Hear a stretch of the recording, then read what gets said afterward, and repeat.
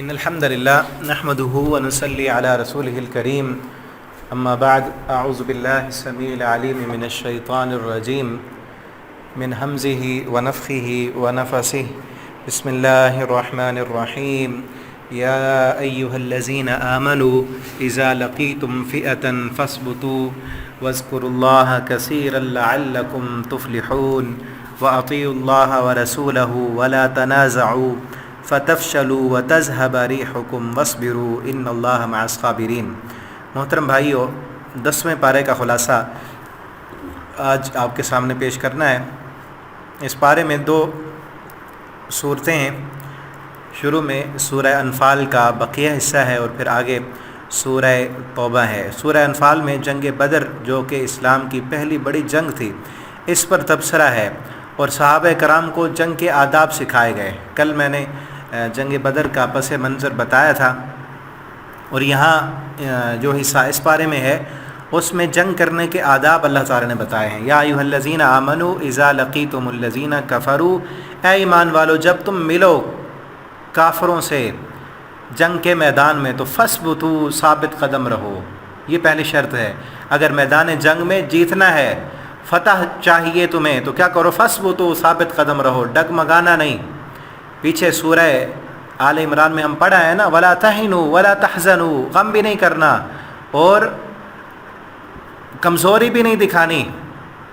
انتم الاعلون، غلبہ تمہارا ہوگا۔ یہاں کیا کہا؟ فثبتوا واذکروا اللہ، اور اللہ کا ذکر کرو، کثیر، بہت زیادہ ذکر کرنا ہے اللہ کا، لعلکم تفلحون، تاکہ تم کامیاب ہو جاؤ۔ تو میرے بھائیو، اللہ کا ذکر بہت بڑی چیز ہے، بہت بڑی طاقت ہے اللہ کے ذکر میں۔ اللہ کا ذکر کرنا، اللہ رب العالمین نے جنگ کے میدان میں بھی کہا ہے، اگر فتح چاہیے تو کبھی اپنے تعداد پر ناز نہ کرنا، کبھی اپنے اسلحے پر ناز نہ کرنا، کبھی اپنی فوج پر ناز نہ کرنا۔ اگر جنگ کے میدان میں تمہیں کافروں کے مقابلے میں فتح چاہیے تو کیا کرنا ہے؟ فاذکروا اللہ، اللہ کا ذکر کثرت کے ساتھ کرنا ہے۔ تم 313 ہوگے، اللہ تمہیں فتح عطا کر دے گا، ٹھیک ہے نا؟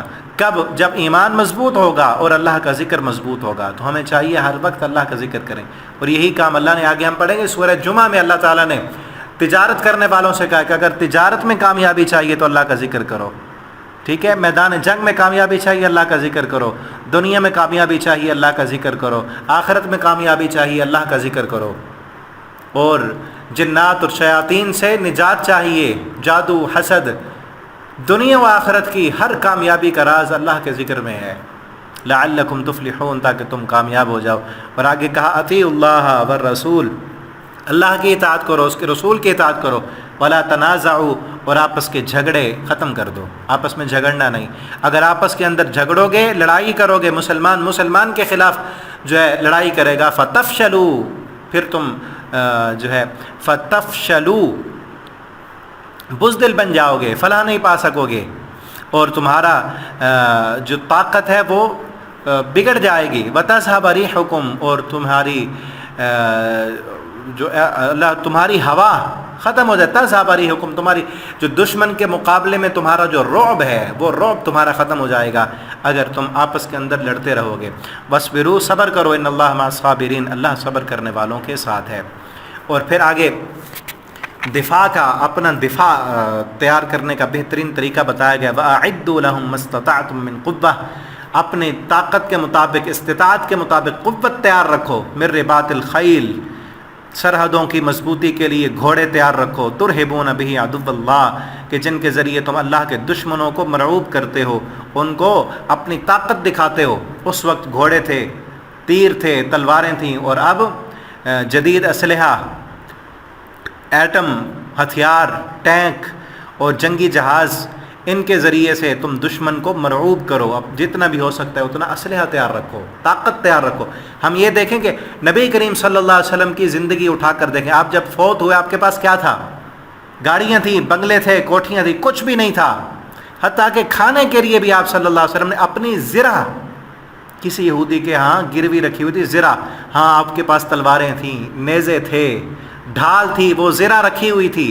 یعنی اسلحہ آپ صلی اللہ علیہ وسلم کے پاس تھا، اپنا گھر نہیں تھا، آپ کے پاس دولتوں کے انبار نہیں تھے، اسلحہ تھا۔ یہ ہے اہمیت کہ اگر دنیا میں غلبہ چاہیے تو جتنی طاقت اس وقت کا جو اسلحہ تھا نبی صلی اللہ علیہ وسلم نے تیار کیا، اور آج بھی مسلمانوں کو چاہیے، مسلمان حکومت کو چاہیے کہ اپنا دفاع جو ہے وہ مضبوط کریں، اور ہمیں دعا بھی کرنی چاہیے اللہ رب العالمین ہمیں ایمان پہلے نمبر پر ہے، ایمان، اللہ ہماری فوج کے ایمان کو مضبوط فرمائے، اللہ ہمیں ایسے لوگ دے جو اللہ کے ساتھ جن کا تعلق مضبوط ہو، جو فوجیں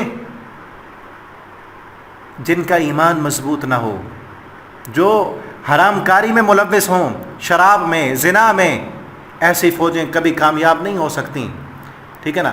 ہم اپنی فوج کے لیے دعا بھی کریں، اور اللہ رب العالمین سے یہ دعا کریں کہ اللہ تعالی ہمیں ایسی فوج دے، اور ہمارے حکمرانوں کو بھی چاہیے کہ اپنا دفاع جو ہے وہ مضبوط کریں۔ اعدوا لهم ما استطعتم من قوة، جتنی بھی اللہ نے قوت دی، اور سب سے بڑی قوت جو ہے جو پیچھے بتا دیا، واذکروا اللہ، اللہ کا ذکر کرو۔ فوج اگر ایسی ہو اللہ کا ذکر کرنے والی تو وہ کبھی کسی بھی میدان میں شکست نہیں کھایا کرتی۔ اور پھر اللہ تعالیٰ نے فرمایا ایھا النبی حسبک اللہ، تمہیں اللہ کافی ہے۔ یہ ہتھیار تیار رکھنے ہیں، فوج تیار رکھنی ہے، دشمن کے خلاف پورا اسلحہ جتنی قوت طاقت استطاعت کے مطابق تیار کرنا ہے، لیکن عقیدہ کیا ہے؟ ایمان سب سے بڑی قوت، میں نے کہا نا ایمان ہے۔ حسبک اللہ، اے نبی آپ کو اللہ کافی ہے۔ اس ہتھیار پر ناز نہیں کرنا، اس کہ یہ نہیں سمجھنا کہ ہتھیار ہی ہمیں جنگ جتوائیں گے، جنگ جیتنی ہے تو اللہ کی مدد کے ساتھ جیتنی ہے، یہ اپنا عقیدہ مضبوط بنانا ہے۔ حسبک اللہ، تمہیں اللہ کافی ہے۔ اور یا ایھا النبی حرض المؤمنین علی القتال، اے نبی صلی اللہ علیہ وسلم ان مومنوں کو ابھاریے جہاد کے لیے، قتال کے لیے۔ ان یکم منکم 20 صابرون یغلبوا 200، اگر 10 ہوں گے صبر کرنے والے 200 پر بھاری آئیں گے۔ ایک بندہ 10 کے مقابلے میں کافی ہے جب ایمان مضبوط تھا۔ میں یہ کو 100، اگر یہ 100 ہوں گے، یغلبوا 1000، یہ 1000 کے مقابلے میں کافی ہیں۔ اور پھر اللہ نے تخفیف کر دی کہ اب جو ہے ان فیکم ضعفاء، ایمان کمزور ہے، اب 100 ہوں گے تو یغلبوا 200، 200 پر غالب آئیں گے، 1000 ہوں گے تو 2000 پر غالب آئیں گے، ٹھیک ہے نا۔ اور اسی طرح حقیقی مومن جو ہے وہ بھی بتایا گیا، والذین، حقیقت میں اصل مومن وہ ہے جو ایمان لائے، ہاجروا، انہوں نے ہجرت کی، وجاہدوا فی سبیل اللہ، اللہ کے راستے میں جہاد کیا، والذین آووا ونصروا، اور وہ بھی پکے مومن ہیں جنہوں نے ان مہاجرین کو جگہ دی، مہاجرین اور انصار دونوں، اولئک هم المؤمنون حقا، یہ مومن ہیں سچے، لہم مغفرۃ ورزق کریم، ان کے لیے مغفرت بھی ہے اور عزت والی روزی بھی ہے۔ والذین آمنوا من بعد وہاجروا، اور ان کے بعد جو ایمان لائے انہوں نے بھی ہجرت کی اور جہاد کیا، یہ بھی ان کے ساتھ ہیں۔ آگے جو ہے سورہ توبہ شروع ہوتی ہے۔ سورہ توبہ کا جو پس منظر ہے وہ یہ ہے کہ اس کا کچھ حصہ 8 ہجری کو نازل ہوا، اور جزیرۃ العرب، یہ آپ سمجھ لیں کہ جزیرۃ العرب کا سیاسی مرکز مکہ تھا۔ جب تک مکہ قریش کے قبضے میں تھا، سارا عرب ان کے ساتھ تھا، انہوں نے کبھی مسلمانوں کو کوئی اہمیت نہیں دی تھی، یا بعض لوگ جو عرب کے قبائل تھے وہ اس انتظار میں تھے کہ مسلمانوں اور قریش میں جو جنگیں ہو رہی ہیں، جنگ بدر ہوئی تھی، جنگ احد ہوئی، پھر جو ہے جنگ احزاب ہوئی، مختلف جنگیں ہو رہی تھیں، وہ دیکھ رہے تھے کہ کون جیتتا ہے، جو فاتح ہوگا ہم اس کے جو ہے نا ہم قدم ہو جائیں گے، اس کے ساتھ مل جائیں گے۔ 8 ہجری میں جب مسلمانوں نے مکہ فتح کر لیا تو عرب کی سیاسی اور مذہبی قیادت جو ہے وہ مسلمانوں کے ہاتھ آ گئی، تو عرب کے قبائل کی اکثریت نے اسلام قبول کر لیا، یا اسلام قبول کر لیا یا جو ہے اسلامی حکومت کو تسلیم کر لیا، اور مدینہ جو ہے ایک باقاعدہ اور مضبوط سلطنت میں ڈھل گیا۔ میں نے آپ کو پیچھے سورہ نساء کے خلاصے میں بتایا تھا نا کہ اس وقت غزوہ احزاب سے پہلے مسلمانوں کی حکومت تھی، لیکن مکمل ایک سلطنت مسلمانوں کی نہیں بنی تھی۔ اب پوری طور پر مسلمانوں کو، پورے عرب کی قیادت مسلمانوں کے ہاتھ میں آ گئی، اور پورا جبکہ مکہ فتح ہو گیا نا، سیاسی مرکز، مذہبی مرکز مکہ تھا، مکہ فتح کر لیا مسلمانوں نے، تو پورے عرب کا جو ہے کنٹرول اب مسلمانوں کے ہاتھ میں آ گیا۔ تو اس صورت کا جو ابتدائی حصہ نازل ہوا جس میں مشرک قبائل اور کافر حکومتوں کے ساتھ اسلامی حکومت کی خارجہ پالیسی، اس کے اصول جو ہے وہ اس صورت میں بیان کیے گئے ہیں۔ اس صورت کے شروع میں تقریباً 5 رکوع جو ہیں وہ فتح مکہ کے بعد نازل ہوئے ہیں کہ اب مکہ فتح ہو گیا، اب اسلام کی جو حکومت ہے اس کا کافروں کے ساتھ کس طرح تعلق ہونا چاہیے، خصوصاً مشرکین مکہ جو مسلمانوں کو ستاتے رہے ان کے متعلق۔ اور پھر بعد کا جو حصہ ہے 5 رکوع کے بعد جو ہے، اور جب اسلام پورے جزیرۃ العرب پر غالب آ گیا تو آس پاس کی حکومتوں کے بھی کان جو ہے کھڑے ہو گئے، بڑے بڑے جو اس وقت کی سپر پاور طاقت تھی، مسلمان جو ہے خطرے کا الارم انہیں سنائی دے رہا تھا، دور دور تک اسلام کی طاقت کے چرچے تھے، اور بہت دور ایک بڑی سلطنت اس وقت جو سپر پاور تھی روم، اس نے مدینہ پر حملہ کرنے کا جو ہے پروگرام بنایا اور اسلامی حکومت کو ختم کرنے کی سوچی۔ وہ دیکھ رہا تھا کہ ایک بڑی حکومت جو ہے، بڑی طاقت اسلام کی وہ سر اٹھا رہی ہے اور پورے عرب کو اس نے اپنے کنٹرول میں لے لیا ہے، تو لہٰذا اس نے کہا کہ یہ جو ہے وقت کی سپر پاور نہ بن جائے، لہٰذا ہم نے مدینہ پر جا کر حملہ کرنا ہے۔ نبی کریم صلی اللہ علیہ وسلم کو بھی معلوم ہوا، اس کی اطلاع ملی، تو آپ صلی اللہ علیہ وسلم نے فرمایا ہم مدینہ میں بیٹھ کر ان کا انتظار نہیں کریں گے، ہم بزدل قوم نہیں ہے، وہ ہم پر مدینہ میں آئے حملہ کریں ہم دفاع کریں، یہ نہیں ہوگا۔ ہم نے انتظار کی بجائے آپ صلی اللہ علیہ وسلم نے اعلان کیا، 9 ہجری رجب کا مہینہ 30,000 کا لشکر لے کر نبی کریم صلی اللہ علیہ وسلم نکلے اور روم کی سرحد پر جا کر ڈیرا ڈالا۔ قیصر روم جو وقت کا بادشاہ تھا، سپر پاور تھا، مسلمانوں کی یہ جرت اس نے دیکھی کہ وہاں سے نکل کر ہماری سرحدوں پر جو ہے کہ آ کے دستک دے رہے ہیں، تو اس نے ڈر گیا، اس کے اندر یہ جرت نہ ہوئی کہ میدان میں آئے اور مقابلہ کرے، اس نے مقابلہ کرنے سے انکار کر دیا۔ نبی کریم صلی اللہ علیہ وسلم وہاں پر 20 دن آپ صلی اللہ علیہ وسلم نے تبوک میں قیام کیا، اور اس کے آس پاس چھوٹی چھوٹی ریاستیں تھیں جو روم کے تابع تھیں، انہوں نے اسلامی سلطنت کو تو قبول کر لیا، اور نبی کریم صلی اللہ علیہ وسلم کے ساتھ جزیہ دینے پر وہ آمادہ ہو گئے، اور آپ صلی اللہ علیہ وسلم 20 دن قیام کے بعد واپس آ گئے۔ تو دوسرا حصہ جو ہے سورہ توبہ کا، غزوہ تبوک کی تیاری پر ہے کچھ، یعنی ابھی غزوہ نہیں ہوا تھا، اس سے پہلے کچھ حصہ نازل ہوا، اور کچھ اس سفر میں، کچھ آیتیں اس سفر میں تبوک میں نازل ہوئیں، کچھ واپسی پر، اور کچھ آپ صلی اللہ علیہ وسلم واپس پھر مدینہ میں آ گئے، وہاں پر نازل ہوئیں۔ اور غزوہ تبوک کا پس منظر بھی آگے چل کر جہاں پہ شروع ہوگا نا میں بتاتا ہوں۔ تو اس شروع میں جو ہے بنی اسماعیل یعنی مشرکین عرب جو تھے ان کے خلاف جہاد کرنے کا حکم دیا گیا، یعنی فتح مکہ سے بھی پہلے کی آیتیں براءۃ من اللہ ورسولہ۔ اس کے لیے نا غزوہ فتح مکہ سے پہلے کا جو معاہدہ ہوا تھا نبی کریم صلی اللہ علیہ وسلم کا کافروں کے ساتھ، جسے صلح حدیبیہ کہا جاتا ہے، صلح حدیبیہ کے موقع پر معاہدہ ہوا 10 سال جنگ بندی کا، لیکن کافروں نے اس معاہدے کو توڑ دیا تقریباً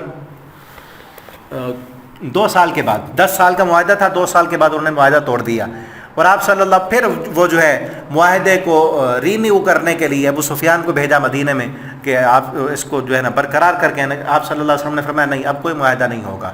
اب جو ہے اللہ تعالیٰ نے بھی آیت نازل کی، براءۃ من اللہ، اعلان برات ہے اللہ اور اس کے رسول کی طرف سے، عاہدتم من المشرکین، ان مشرکین سے جن سے تم نے معاہدہ کیا تھا، معاہدہ توڑ دیا انہوں نے، فسیحوا فی الارض، اب انہیں اعلان کر دیا کہ یہ ہے جنگ کا طریقہ کہ معاہدہ ختم ہو گیا، توڑا تم نے، اب ہم تمہیں اتنے دن کی مہلت دے رہے ہیں، 4 اشہر، 4 مہینے کی تمہیں مہلت ہے، وَاعْلَمُوا أَنَّكُمْ غَيْرُ مُعْجِزِ اللَّهِ، یاد رکھو تم اللہ کو عاجز نہیں کر سکتے زمین میں، وَأَنَّ اللَّهَ مُخْزِي الْكَافِرِينَ، اللہ کافروں کو ضرور رسوا کرے گا، اور اللہ اور اس کے رسول کی طرف سے اعلان ہے، اعلان جنگ کیا گیا۔ پھر آپ صلی اللہ علیہ وسلم جو ہے لشکر جرال لے کر مکہ کی طرف گئے، اور سارے کافر مکہ سے نکل گئے، مکہ فتح کر لیا آپ صلی اللہ علیہ وسلم نے۔ اور پھر اس وقت کے معاملات کے مشرکوں کے لیے کیا ہے، کہا گیا کہ مشرکوں کے لیے اب اس حرم کے اندر داخلے پر پابندی ہے۔ وہ مکہ جو حضرت ابراہیم علیہ السلام نے بنایا تھا، مشرکین مکہ نے، اس مکہ کے اندر بھی بت رکھے ہوئے تھے، آپ صلی اللہ علیہ وسلم نے ان بتوں کو نکالا، شرک کی گندگی سے پاک کیا، اور پورا بھرپور آپ صلی اللہ علیہ وسلم نے وہاں پر فتح مکہ کے موقع پر خطبہ دیا۔ بڑا لمبا واقعہ ہے، ہم چونکہ آگے ہم نے چلنا ہے، تو اس وقت یہ پابندی لگائی گئی کہ آج کے بعد کوئی مشرک مکہ میں داخل نہیں ہوگا۔ یا ایھا الذین آمنوا انما المشرکون نجس فلا یقربوا المسجد الحرام، یہ مشرک پلید ہیں، ان کو مسجد حرام کے قریب نہیں آنے دینا۔ وَإِنْ خِفْتُمْ عَيْلَةً، اب ایک مسئلہ یہ بھی تھا کہ مسلمان حج کا ایک بہت بڑا اجتماع ہوتا تھا، اور کافر مسلمان ابھی اتنی تعداد میں نہیں تھے، اور تجارت جو ہے حج کے موقع پر بڑی زبردست ہوتی تھی، تو مسلمانوں کو یہ خطرہ تھا کہ اگر مشرکوں کو نہیں آنے دیں گے تو تجارت کیسے ہوگی۔ اللہ تعالیٰ نے فرمایا اگر تمہیں خوف ہے تنگ دستی کا تو فَسَيُغْنِيكُمُ اللَّهُ مِنْ فَضْلِهِ إِنْ شَاءَ إِنَّ اللَّهَ عَلِيمٌ حَكِيمٌ، اللہ تمہیں غنی کر دے گا اس کی فکر نہیں کرنی. اگر اسلام کے لیے تم نے کوئی بھی قدم اٹھانا ہے, اللہ کے لیے کچھ قربان کرو گے نا, اللہ تمہیں اس کا بدلہ ضرور دے گا. اور ہمیں بھی یہاں پر یہ نصیحت ہے کہ اگر اللہ کے لیے ہم حرام چھوڑیں گے نا, ابھی کل پرسوں مجھے کسی خاتون نے پڑھتی ہیں جو گروپ میں مسئلہ پوچھا کہ یہ یوٹیوب ارننگ کے بارے میں کیا خیال ہے. تو اکثر جو ہے ان کے جو ایڈ چلتے ہیں وہ حرام کاری کے ہوتے ہیں, ان میں عورتیں ہیں, میوزک چل رہا ہوتا ہے, ٹھیک ہے نا, تو اس کو چھوڑ دیں. میں نے کہا کہ اگر آپ حرام چھوڑیں گے نا, اللہ کے لیے سود چھوڑیں گے, حرام چھوڑیں گے, اللہ تعالیٰ ضرور آپ کو کوئی اور سبب آپ کے لیے بنا دیں گے, ٹھیک ہے نا. تو اللہ کے لیے من ترک شیئا للہ, جو بندہ اللہ کے لیے کچھ چھوڑتا ہے اللہ اس کو ضرور نعم البدل دیتے ہیں. اللہ تعالیٰ نے یہی بھی کہا یہاں پر, یہی ہے کہ اگر تم اللہ کے لیے چھوڑو گے نا, ان مشرکوں کو چھوڑ دو, جو تمہیں تجارت میں نقصان ملے گا ان قریب اللہ تمہیں اس کا ازالہ کر دیں گے. یغنیہم اللہ, اللہ تمہیں غنی کر دیں گے. تو ہمیں بھی چاہیے کہ اللہ کے لیے کوئی چیز اگر حرام ہے, اسلام کے خلاف ہے, اس کو چھوڑ دیں, اللہ اسے بہتر عطا کر دیں گے. اور پھر اسی طرح دشمن کو پناہ دینے کی ترغیب دی گئی کہ مکہ فتح ہو چکا ہے, کئی مشرک اگر کسی مسلمان کی پناہ میں آنا چاہتے ہیں تو اس کو پناہ دو. وَإِنْ أَحَدٌ مِّنَ الْمُشْرِكِينَ اسْتَأْجَارَكَ فَأْجِرْهُ حَتَّى يَسْمَعَ كَلَامَ اللَّهِ, اگر تم سے کوئی مشرک پناہ لینا چاہتا ہے تو اس کو پناہ دے دو, حتیٰ يسمع کلام اللہ, وہ اللہ کا کلام سنے گا, ہو سکتا ہے اس کے دل میں ایمان آئے اور وہ اسلام قبول کر لے. اور پھر ایمان کے بغیر یہ بتایا گیا کہ ایمان کے بغیر کوئی بھی عمل فائدہ نہیں دے. کہ مشرکین مکہ بھی چونکہ بیت اللہ کے متولی تھے تو اللہ تعالیٰ نے فرمایا اجعلتم سقایۃ الحاج, تم یہ سمجھتے ہو کہ حاجیوں کو ستو پلانا اور مسجد حرام کی جو ہے دیکھ بھال کرنا, یہ کمن آمن باللہ, اس بندے کی طرح جو اللہ پر ایمان لایا, والیوم الآخر, آخرت کے دن پر ایمان, جو اللہ کے راستے میں جہاد کرتا, لا یستوون عند اللہ, یہ اللہ کے ہاں کبھی برابر نہیں ہو سکتے. اور پھر مسلمانوں کو یہ حکم دیا گیا کہ ہر چیز سے بڑھ کر جو ہے اللہ سے محبت کرنی ہے. یا ایھا الذین آمنوا لا تتخذوا آباءکم واخوانکم, اے ایمان والو اپنے باپ دادا, اپنے بھائی, اولیاء ان استحبوا الکفر علی الایمان, ان کو تم نے اپنا دوست نہیں بنانا اگر وہ کفر کو ترجیح دیتے ہیں ایمان پر. اگر وہ مومن نہیں ہوئے, مکہ فتح ہو گیا ہے, اسلام بھرپور بڑی طاقت بن چکا ہے, ابھی بھی وہ اپنے شرک کو نہیں چھوڑ رہے, تو تم نے ان کو اپنا دوست نہیں بنانا. اور پھر آگے کیا کہا, قل ان کان آباؤکم ابناؤکم واخوانکم, ان سے کہہ دو اگر تمہارے باپ دادا, تمہارے بھائی, تمہارے بیٹے, تمہاری بیویاں, وعشیرتکم, تمہارا کنبہ قبیلہ, واموال اقترفتموها, تمہارا مال جسے تم سنبھال کے رکھتے ہو, وتجارت, اور تمہاری تجارت جسے تم خطرہ رہتا ہے کہ اس کے اندر تمہیں نقصان نہ آ جائے, ومساکن ترضونها, اور تمہارے گھر جسے تم مزین کرتے ہو, احب الیکم, اگر یہ تمہیں زیادہ محبوب ہو گئے اللہ کے راستے میں جہاد کرنے سے, فتربصوا, پھر انتظار کرو, اللہ تم پر عذاب لائے گا. تو میرے بھائیو, اللہ کیا کہتے ہیں, اپنے بھائی سے زیادہ, باپ سے زیادہ, ماں سے زیادہ, بیوی سے زیادہ, گھر سے زیادہ, تجارت سے زیادہ, ہر چیز سے, دنیا کی ہر چیز سے زیادہ محبت مومن کی اللہ کے ساتھ ہوتی ہے. ہم بھی اپنے دلوں کو دیکھیں, اس دل میں کس کی محبت زیادہ ہے. کیا اذان کی آواز سن کر ہم دکان بند کر دیتے ہیں؟ اگر بند کر دیتے ہیں تو نماز کی محبت زیادہ ہے. ایک طرف اللہ کا حکم ہے اور ایک طرف دنیا طلبی ہے, ایک طرف اللہ کا حکم ہے, ایک طرف بیٹے کی خواہشات ہیں, بیوی کی خواہشات ہیں, ہمارے نفس کی منمانی اور مرضی ہے, ایک طرف اللہ کا قرآن ہے. ہم کس کو ترجیح دیتے ہیں؟ اگر اللہ کو ترجیح دیتے ہیں, قرآن کو ترجیح دیتے ہیں, تو پھر تو محبت زیادہ ہے. اگر دنیا کو ترجیح دیتے ہیں, تھوڑی سی نیند کی خاطر جو ہے ہم نماز قربان کر دیتے ہیں, تھوڑے سے دنیا کے فائدے کی خاطر جھوٹ بول دیتے ہیں, تو پھر تو دنیا عزیز ہوئی. اور پھر انتظار کرنا چاہیے, اللہ تعالیٰ سے دعا کریں اور کوشش کریں. سب سے زیادہ مومن اشد حبا للہ, مومن کے دل میں سب سے زیادہ محبت اللہ کی ہوتی ہے. اور پھر آگے جو ہے 5ویں رکوع کے آگے غزوہ تبوک, جیسا کہ میں نے بتایا اس کے متعلق, غزوہ تبوک کا پس منظر یہ کچھ میں نے بتا دیا کہ مسلمان کی طاقت بڑھ چکی تھی. اب کافر جو ہے وہ وقت کی سپر پاور, وہ اس طاقت کو مٹانے کے لیے مدینہ پر حملہ کرنے کی تیاری کر رہا تھا. نبی کریم صلی اللہ علیہ وسلم نے فرمایا ہم یہاں نہیں رہیں گے, ہم وہاں جائیں گے. اب حالات یہ تھے کہ گرمیوں کے دن تھے, شدید گرمی کا دن تھے, اور فصلیں پکی ہوئی تھیں, سفر بھی بڑا لمبا تھا, بہت دور کا سفر, اور سواریاں بھی نہیں تھیں, پیدل سفر کر کے جانا تھا. اور آگے جو مقابلہ تھا, اب تک تو چھوٹی چھوٹی طاقتوں سے مقابلہ ہو رہا تھا نا, اب وقت کی سپر پاور سے ٹکر تھی, ٹھیک ہے نا, وقت کی سپر پاور کے ساتھ جا کر لڑنا تھا. تو بہت بڑا امتحان تھا مسلمانوں کے لیے، اور خصوصاً نئے مسلمانوں کے لیے، چونکہ کئی لوگ تو اس سے پہلے جو ہے فتح مکہ کے فوراً بعد ہی مسلمان ہوئے نا، نئے نئے مسلمان تھے، اور کئی منافق بھی ساتھ تھے، تو منافقوں کا یہاں پر بھرپور جو ہے وہ پردہ چاک کیا گیا ہے۔ منافقوں کے لیے یہ سب کام بھاری تھا۔ نبی کریم صلی اللہ علیہ وسلم نے چندے کا اعلان بھی کیا، بڑا لمبا سفر کرنا ہے۔ حضرت عثمان رضی اللہ تعالیٰ عنہ نے بھرپور مال دیا، اونٹ دیے، لدے ہوئے مال کے گھوڑے دیے۔ حضرت ابوبکر صدیق اپنے گھر کا سارا مال لائے، حضرت عمر فاروق آدھا لائے، سب صحابہ نے دیا مال، ٹھیک ہے نا۔ تو منافقین نے اعتراض بھی کیا، خود اس جنگ میں شریک بھی نہ ہوئے۔ کئی آتے تھے آپ صلی اللہ علیہ وسلم سے اجازتیں مانگ کے، کوئی کہتا میری بیوی بیمار ہے، بچے بیمار ہیں، میں نے یہ کرنا ہے، آپ صلی اللہ علیہ وسلم جو ہے وہ سب کو اجازت دے دیتے۔ تو اللہ تعالیٰ نے اس پر، اور سب کے لیے نکلنا لازم تھا کیونکہ امتحان تھا، اور سب کے لیے انفروا خفافا وثقالا، نکلو، بوجھل ہو چاہے ہلکے ہو، جس حال میں بھی ہو نکلو، وجاہدوا باموالہم وانفسہم، اپنے مالوں اور جانوں کے ساتھ جہاد کرو۔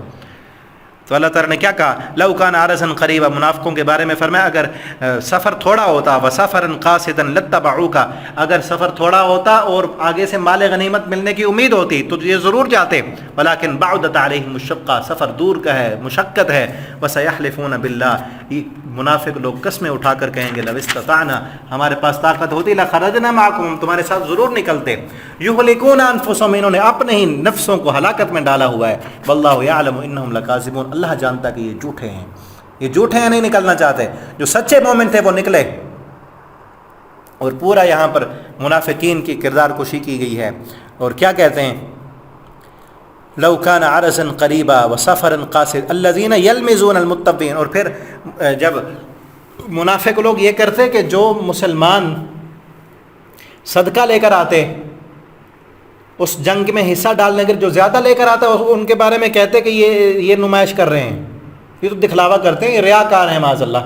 ان صحابہ کے بارے میں ریاکار ان کو کہتے، خود کچھ دیا نہیں، نہ خود گئے، نہ اس میں کچھ تعاون کیا، چندہ جمع کرایا، حصہ بھی شامل نہیں کیا، بلکہ دینے والوں کو کہتے یہ ریاکار ہیں۔ اور جو کم ہوتا جس کے پاس، ایک صحابی ایسے تھے، نبی صلی اللہ علیہ وسلم نے اعلان کیا چندے کا، انہوں نے ساری رات ایک یہودی کے باغ کو جو ہے پانی لگایا۔ پہلے زمانے میں ہوتا تھا نا، کنویں سے پانی نکالا کرتے تھے، ساری رات وہ کنویں سے ڈول بھر بھر کے نکالتے رہے اور باغ کو پانی پلاتے رہے، ساری رات پانی پلایا۔ صبح کو ان کو جو ہے نا وہ چند کلو جو کے ملے، وہ لے کر آ گئے۔ کیسا ایمان تھا، یعنی کچھ نہیں تھا تو آ جاتے نا، میرے پاس کچھ نہیں، مجھے بھی سواری دیں، میں نے چلنا ہے، جان حاضر ہے، لیکن نہیں، اس صحابی نے کہا میں نے دینا ہے۔ تو میرے بھائیو، ہمیں بھی یہاں سے درس ملتا ہے کہ دینے والے بنیں، ٹھیک ہے نا۔ جتنا اللہ نے دیا اس میں سے اللہ کے راستے میں دیں، اللہ آپ کو اور دے گا۔ اس نے دیا، اور جب وہ لے کر آ رہا تھا نا، اس کے بارے میں کہا یہ دیکھو، یہ ایک مٹھی جو کی جو ہے نا، اس سے روم کی طاقتوں کو فتح کرنے نکلے ہیں۔ اللہ تعالیٰ نے ان کے بارے میں، اللہ کو بھی غصہ آیا۔ الذین یلمزون، وہ لوگ جو الزام دیتے ہیں صدقہ کرنے والوں کو، والذین لا یجدون الا جہدہم، وہ لوگ جو صدقہ کر رہے ہیں، لا یجدون، نہیں وہ پاتے، الا جہدہم، مگر اپنا جہد، اپنی مشقت، محنت، مزدوری وہی اٹھا کر لا رہے ہیں۔ ان کے بارے میں فیسخرون منہم، یہ ان سے مسخری کرتے ہیں، ان سے مذاق کرتے ہیں کہ ایک مٹھی جو سے یہ ایران کی طاقتیں فتح کریں گے۔ سخر اللہ منہم، ایک وقت آنے والا کہ اللہ ان سے مذاق کرے گا، جب ان کو جہنم میں جھونکا جائے گا، ان منافقوں کو جو خود بھی نہیں دیتے، خود بھی جنگ کے لیے نہیں نکلتے، اور اس قدر محنت کر کے اللہ کے راستے میں خرچ کرنے والوں کا مذاق اڑاتے ہیں، اللہ ان سے مذاق کرے گا۔ آج بھی ہوتے ہیں، کئی لوگ ہوں گے، ملیں گے آپ کو، خود نہیں خرچ کریں گے مساجد پر، مدارس پر، جو کرنے والے ہیں، جو زیادہ دیں گے ان کا مذاق اڑائیں گے، ٹھیک ہے نا۔ اور جو تھوڑا دینے والے ہوں گے ان کا بھی مذاق اڑائیں گے، نمازیوں کا مذاق اڑائیں گے، دینداروں کا مذاق اڑائیں گے۔ اللہ قیامت کے دن اللہ فرماتے ہیں ان کا مذاق ہم اڑائیں گے، جو دین پر چلنے والوں کا مذاق اڑاتے ہیں، ٹھیک ہے نا۔ اور اسی طرح اس صورت میں زکوٰۃ کے مصارف بھی بتائے گئے، انما الصدقات للفقراء والمساکین والعاملین علیہا، آیت نمبر 60 کے اندر۔ آپ دیکھنا چاہیں تو اس کی تفسیر آپ دیکھ سکتے ہیں کہ زکوٰۃ کہاں کہاں خرچ کی جا سکتی ہے۔ اور منافقین جو ہے ہمیشہ اچھے کاموں سے روکتے رہتے ہیں۔ المنافقون والمنافقات، بعض منافقوں کے دوست ہوتے ہیں، یأمرون بالمنکر، یہ منکر کا حکم دیتے ہیں، نیکی کے کاموں سے روکتے ہیں، خود بھی خرچ نہیں کرتے، خرچ کرنے والوں کو بھی روکتے ہیں۔ اور یہ کہا گیا وعد اللہ المنافقین والمنافقات والکفار نار جہنم، اللہ نے منافقوں کے لیے جہنم کا وعدہ کیا ہے۔ اور پھر آگے اس صورت میں کچھ لوگ عذر، جن کا معقول عذر بھی تھا، وہ نہیں جانا چاہ رہے تھے، وہ جانا چاہتے تھے لیکن کمزور تھے، ضعیف تھے، اس جنگ پر نہیں جا سکتے تھے، تو اللہ تعالیٰ نے فرمایا لیس علی الضعفاء، کمزور لوگوں پر کوئی حرج نہیں ہے، ولا علی المرضى، مریضوں پر بھی کوئی قدغن نہیں ہے، ولا علی الذین، اور وہ لوگ لا یجدون ما ينفقون، ان کے پاس کچھ ہے ہی نہیں جو وہ خرچ کریں، لا ينفقون حرج، ان پر کوئی حرج نہیں، اذا نصحوا للہ، جب اللہ اور اس کے رسول کے خیر خواہ ہوں، وہ ما علی المحسنین من سبیل واللہ غفور الرحیم، ولا علی الذین، ان لوگوں پر بھی کچھ نہیں، اذا ما اتوک، کہ وہ آپ کے پاس آتے ہیں، لتحملہم، تاکہ آپ ان کو سواری دیں اور وہ سوار ہو کر میدان جنگ میں جائیں، قلت لا اجد، آپ ان کو کہتے ہیں کہ میرے پاس تو سواری نہیں، میں آپ کو کیسے ساتھ لے کر جاؤں، ٹھیک ہے نا، تولوا واعینہم، یہ ہیں پکے مومن، سچے مومن، ان کا کردار بھی اللہ نے بیان کیا، تولوا واعینہم تفیض من الدمع، وہ وہاں سے واپس جاتے ہیں، تفیض من الدمع، ان کے آنکھیں آنسو بہا رہی ہوتی ہیں، حزنا، اس غم کی وجہ سے، اللہ یجد ما ينفقون، کہ ان کے پاس کچھ نہیں ہے جو وہ اللہ کے راستے میں خرچ کریں، وہ اس لیے غمگین ہوتے ہیں، رو رہے ہوتے ہیں کہ کاش ہمارے پاس بھی سواری ہوتی، اس سواری پر سوار ہو کر ہم بھی اللہ کے راستے میں جاتے اور اپنی جان کو اللہ کے راستے میں قربان کر دیتے، وہ اس لیے رو رہے ہوتے ہیں کہ کاش آج ہمارے پاس سونا چاندی جواہرات ہوتے، ہم بھی اللہ کے راستے میں خرچ کرنے والے بنتے، یہ پکے مومن ہیں۔ اور جو منافق ہیں خود بھی نہیں جاتے جہاد کے لیے، خود بھی نہیں اللہ کے راستے میں خرچ کرتے اور خرچ کرنے والوں کا مذاق اڑاتے ہیں۔ میرے بھائیو، آج ہمیں بھی چاہیے، ہم بھی دیکھیں کیا ہمیں اللہ کے دین پر خرچ کرنے کا شوق ہے؟ کہ ہم بھی یہ چاہتے ہیں کہ کاش میرے پاس اتنے پیسے ہوتے تو میں بھی عمرے کے لیے جاتا، میرے پاس اتنے پیسے ہوتے تو میں بھی مسجد کے لیے خرچ کرتا، میں بھی افطاری کرواتا، میں بھی اللہ کے مہمانوں کی میزبانی کرتا، میں بھی روزے داروں پر خرچ کرتا، میں رمضان میں خرچ کرتا، ٹھیک ہے نا، میں بھی مدرسہ بناتا، میں بھی مسجد بناتا، میں بھی اللہ کے دین کے لیے خرچ کرتا۔ اگر ہے یہ تمنا تو سمجھ لو مومن ہے، اگر نہیں ہے، اللہ نے پیسہ دیا پھر بھی خرچ نہیں کرتے، لوگ اکٹھے کر رہے ہوتے ہیں شادیوں پہ اڑانے کے لیے، کنجروں پر خرچ کرنے کے لیے، اللہ نے موقع دیا ہے ہمیں، اکٹھے کیے ہوئے پیسے رمضان میں خرچ کریں، روزے داروں پر خرچ کریں، مساجد پر خرچ کریں، نمازیوں پر خرچ کریں۔ کتنی سعادت کی بات ہے کہ ہمارا پیسہ روزے داروں پر خرچ ہو، ہمارا پیسہ دین پڑھنے والوں پر خرچ ہو، قرآن پڑھنے والوں پر خرچ ہو، تو یہ بڑی سعادت کی بات ہے اور ایمان کی نشانی۔ اللہ رب العالمین سے دعا ہے اللہ تعالی ہمیں قرآن پڑھنے، سمجھنے، اس کے مطابق عمل کرنے کی توفیق اور جرت عنایت فرما دیں۔ آخر دعوانا ان الحمد للہ رب العالمین۔